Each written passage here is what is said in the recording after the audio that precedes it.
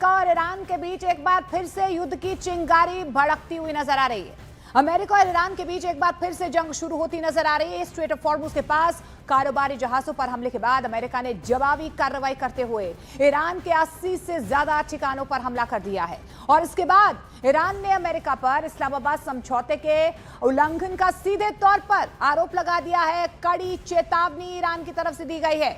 दोनों देशों के बीच बढ़ते तनाव का असर वैश्विक बाजार पर भी दिख रहा है, जहां पर कच्चे तेल की कीमतों में तेज उछाल दर्ज किया गया है। तो एक बार फिर से तनाव की स्थिति ईरान और अमेरिका के बीच। अमेरिका ने ईरान के कई ठिकानों पर अटैक किया है।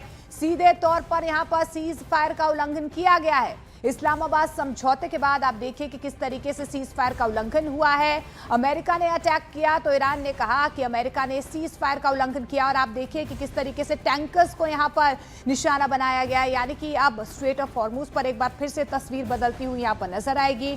कच्चे तेल की कीमतों में एक बार फिर से उछाल देखा गया है। पश्चिम एशिया में क्या वाकई में ही आगे आने वाले दिनों में अब तनाव और ज्यादा बढ़ेगा, क्योंकि जिस तरीके से स्ट्रेट ऑफ हॉर्मुज से ये तस्वीरें सामने आ रही हैं। हॉर्मुज में अमेरिकी जहाज पर हमले का जवाब अमेरिका की तरफ से दिया गया है। ईरान के रणनीतिक इलाकों में भी इस तरीके से प्रहार अमेरिका की तरफ से किया गया है। अब अमेरिकी सेंट्रल कमांड यानी कि सेंटकॉम के मुताबिक 7 जुलाई को ईरान के 80 से ज्यादा ठिकानों पर सटीक हमले किए गए। इनमें air defence system, command centre, तटीय रडार, एंटी शिप मिसाइल ठिकाने और रेवोल्यूशनरी गार्ड की 60 से ज्यादा छोटी नौकाएं शामिल हैं। अमेरिका का यह भी दावा है कि यह कार्रवाई स्ट्रेट ऑफ हॉर्मुज में 3 कारोबारी जहाजों पर किए गए हमलों के जवाब में की गई है। तो सीधे तौर पर अमेरिका की तरफ से कहा जा रहा है कि ईरान ने पहले प्रहार किया और उसके बाद अमेरिका की तरफ से ये जवाबी कार्रवाई है। लेकिन ईरान यहां पर सीधे तौर पर अमेरिका पर आरोप लगा रहा है कि उसने इस्लामाबाद समझौते को तोड़ दिया है।